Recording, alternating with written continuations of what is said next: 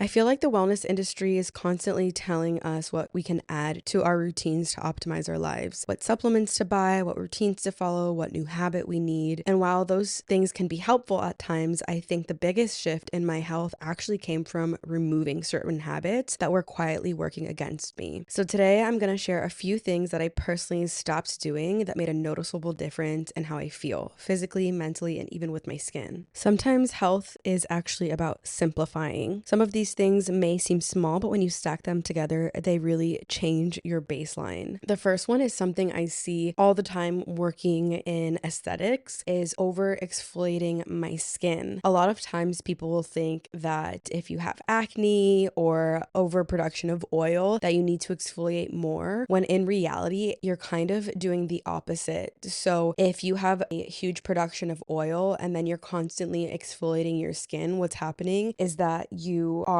stripping your skin of its natural oils and telling your skin kind of to shut it down, so then it wants to produce even more oil because you're stripping it. So then your oil production kind of goes into, let's say, fight or flight, so to speak, and it wants to produce more and more and more. So I think that being really simple and strategic about how you're exfoliating your skin and what you're using to exfoliate, making sure that it's going with your skin type. This is something that I personally was doing before I started aesthetic school. Like 5 or 6 years ago, I was using retinols every night. Although some people's skin can handle that, I think that it's super personal to everybody's skin. I personally have pretty acne prone skin, so exfoliating my skin 3 to 5 nights a week is just a little bit too much. I think I max can do 3, but more than that is way too much. And there are some skincare companies that is in their protocol, but I think it's so important with any skincare that you use to still listen to your skin. You'll see on packages many times it's saying, use this daily, use this every morning, use this twice a day. And although maybe the average person can, again, listening to your skin and what your skin can handle, when I exfoliate my skin too much, I break out even more. Your skin actually has something called a skin barrier, which is basically the protective layer that keeps moisture in and irritants out. So for some people, when you over exfoliate, that barrier gets damaged, and then that's when your skin can become more sensitive, reactive, inflamed, acne prone, and dehydrated. There's also a huge difference between dehydrated skin and dry skin. So dry skin is lacking sebum, which is oil, and dehydrated skin is lacking water. Although they can sometimes maybe feel the same, dry skin is requiring oil-based nourishing products, so like oils and heavy creams, whereas dehydrated skin needs water-binding hydrating ingredients. So for example, hyaluronic acid. This is where ceramides and peptides come in. I personally have dehydrated acne-prone skin, and ceramides are my best friend. They help repair the skin barrier's structure to lock in moisture. Ceramides act as a protective outer layer, which are lipids, to seal in hydration and soothe irritation. And peptides act as building blocks to boost collagen, which help to improve firmness and elasticity. Brands that I really love for this are Ole Henriksen has a great moisturizer. It is the Ole Henriksen peptide moisturizer, and then Dr. Jart has a ceramide moisturizer that is also amazing. I also really love Rhode. I have seen some controversy on the ceramide glazing milk, but personally my skin doesn't have a problem with it. But I have seen some people say that it clogs pores, but I think a simplified routine and focusing on hydration and barrier repair is super important. I see this a lot of times with my patients. They'll have a great base of a skincare routine, but they're exfoliating every single day and it's actually stripping their skin and therefore leading to more breakouts. So super important to make sure that you're prioritizing hydrating the skin before you're adding in excessive exfoliation. The second thing that I have taken out, which we've talked about on another episode, is drinking too often. So I'm not saying obviously that you can never drink and that it's inherently bad, but when I started paying attention to how my body felt afterwards, I think this is obviously so personal, how much alcohol intake that your body can take without too much side effects. But for me, I've really had to cut back because it really affects my sleep quality and the inflammation inflammation in my body and also how balanced my hormones are. So even if you sleep, let's say you drink and then you fall asleep super fast and you still sleep 8 hours, alcohol can actually still disrupt your REM sleep, which is your deeper restorative sleep. And as someone who already pays attention to things like hormone stress and energy levels, I just noticed like the less frequently I would drink, my mental and physical stability just improved so much. And my energy increases. I feel like it affects my skin so much, my cycle, and just like the inflammation in my body. I feel like most of us are already dehydrated. So this dehydrated me even more, which then contributed to just like dullness in my face and breakouts and like inflammation. So I'm just being much more intentional about it. I think there's a time and place for everyone to,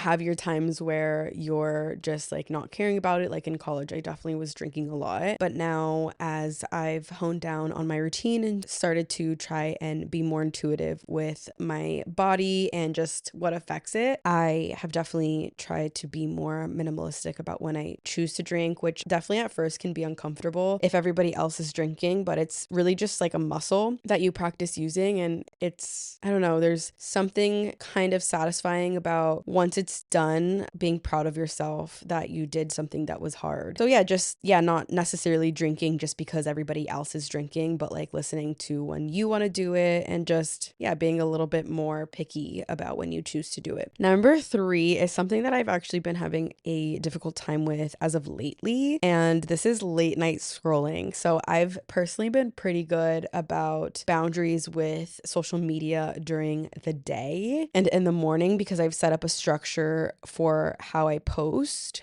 because I'm trying to be more consistent. So I feel like during the day I'm super productive, but then at night I kind of tell myself like, oh, like, I want to unwind, which obviously scrolling is not unwinding, but that's what your brain like kind of tricks you into thinking, just to kind of disassociate from your day and distract really. Whereas I could definitely be doing something better, like a puzzle or reading or cooking or whatever it may be. But I have been telling myself recently that I want to, I don't know, I guess craving that disassociation. And then I find myself scrolling for like 30 to 40 minutes, which completely like takes away from, I'm being counterproductive to like telling myself all day, like, no, I'm good. Like I want to scroll less. Like my intentions with social media are just to create more than I consume. And so then when I schedule my posts or like I'm good about what my stories and whatnot. And then at the end of the day, I'm like, oh, well, I've been so good today. Like this is my reward. Like, no, babe, like we're not doing that. I know that everybody struggles with this. I try to at least make sure that when I do scroll, I do it on the couch rather than in my bedroom. Cause I find like when I do it in bed, I don't know, I like my bed to kind of stay as like the safe space of relaxation. So I do still, I'm like lying to myself right now. Like, it's okay. I still do it on my couch, but I think that part does matter. But I think that like, that's not everything. I do still think I need to be better about keeping my boundaries around how long at least I scroll for, especially when I do it before bed. It really does affect my sleep and like how high my heart rate is, how long it takes my brain to like wind back down. Because especially when you're scrolling at night, it's like your brain is processing so much new information and the feed is so wonky. I do have a tip for this though. I think on your phone, the algorithm is so random. It's not necessarily always your followers. It can kind of just be like an ad and then someone you've never seen before, but like it's just like feeding you random things that it thinks you would like. I have my iPad mini, so I keep all my socials on my iPad and I don't have them on my phone, and that's why I'm pretty good about during the day not scrolling so much. My scrolling is usually on like Pinterest or like YouTube Shorts, but for the iPad, for some reason,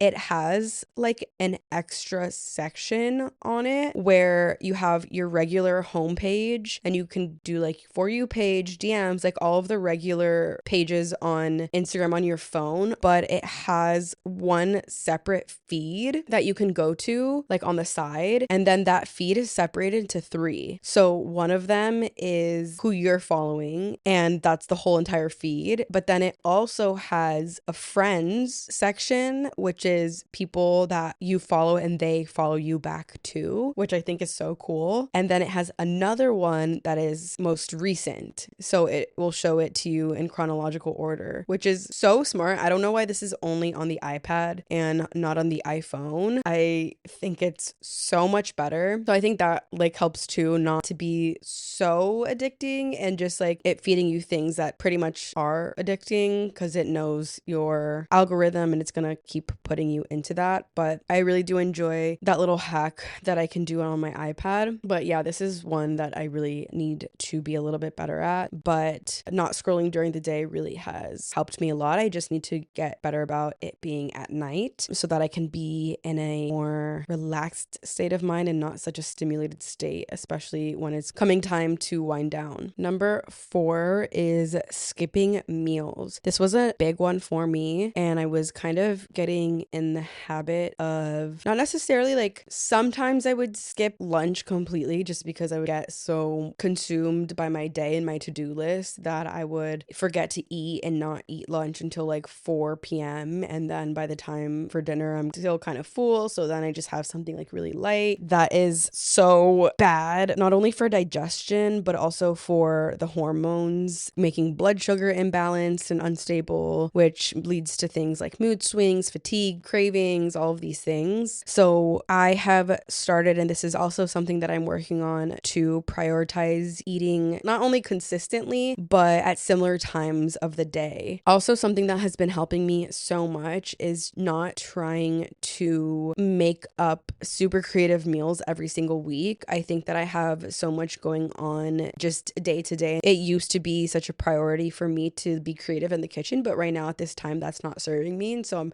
coming to terms with that and adjusting that. So what has been helping me so much is eating the same thing every day. And honestly, I'm at the point now where I've cooked for myself for so long that I know how to make things super yummy. And so I don't actually get sick of eating the same things because I make them so good and they're just so simple and whole. I'll actually share this with you. So this is as of like the last week or two that I've started to do this. I get the English muffins from Food for Life. They have a bunch of nuts and seeds in them. Protein, really great. I have like this English muffin little kitchen gadget that it makes it super easy to do. So I'll do an English muffin with Canadian bacon because obviously less fat than regular bacon and more protein. I do a piece of cheese, American, some spinach, avocado, and an egg. And then I use hot sauce from the local Hive. It's from Whole Foods. It's a honey hot sauce and I get the original one. It's so delicious. It doesn't have any refined sugar in it. And I'm obsessed with like a sweet and spicy hot sauce. So I put that on everything, honestly. So that's breakfast. I'll do a matcha at home. Lunch, I do always as of lately, and it's so good. It sounds so boring, but I promise you it's delicious. I do sweet potato in the oven at the beginning of the week. Making it in the oven and flipping it halfway through, I didn't know how much of a difference it made, but wow, so good. Beef with onions and garlic to get in more nutrition, and avocado. So simple. I'll meal prep the beef, put it in one container, sweet potato, put it in another container, and then at work, I'll make it into a bowl, put both in, and then once it's heated up, I'll add the avocado in, drizzle it with olive oil, salt, and hot sauce. And it's so good. And you can also add more nutrition into this by adding some arugula. You could do some cottage cheese if you like. Just so simple, so easy. It really satiates me. And then for snacks, I'll do like a little lunchbox situation with pistachios, raisins, beef sticks, and then maybe like carrots and ranch, pita chips and hummus. I can vary week to week for that part, but love something with a dip. And then for dinner, same thing. So obsessed. Can't stop eating it. Never get bored of it. Couscous. So I don't know why I thought that couscous was a pasta. Couscous is actually a grain. And so as long as you're keeping the serving size what it's supposed to be, it's not bad and it has nutrition. So one serving of couscous, cook it. Don't add any seasoning to it until after it's done cooking because then it holds that flavor more. I just do olive oil and salt. And then I do an arugula salad with lemon, olive oil, salt, Parmesan cheese, and avocado. Delish. And then I'll either do steak or I'll do chicken. So good, so simple, so easy. And I just never get sick of it. It's pretty balanced. You can also do an extra veggie like broccoli or green beans or something like that. But that has really been keeping me consistent with not eating out during the week and making sure that I am eating on time is super important. Your food and the way you're nourishing your body really does contribute into your energy and your mood and all of these things. So making sure that you're not under fueling really takes some of the stress off. It really helps your hormone levels and your digestion. It really is such a foundation for things that you can do for your health. And last but not least is taking too many supplements. There is such an influx of the supplement world, and I'm going to kind of go off on another tangent here because first of all, I'm going to start with the fact that supplements are not a regulated industry for the FDA. So please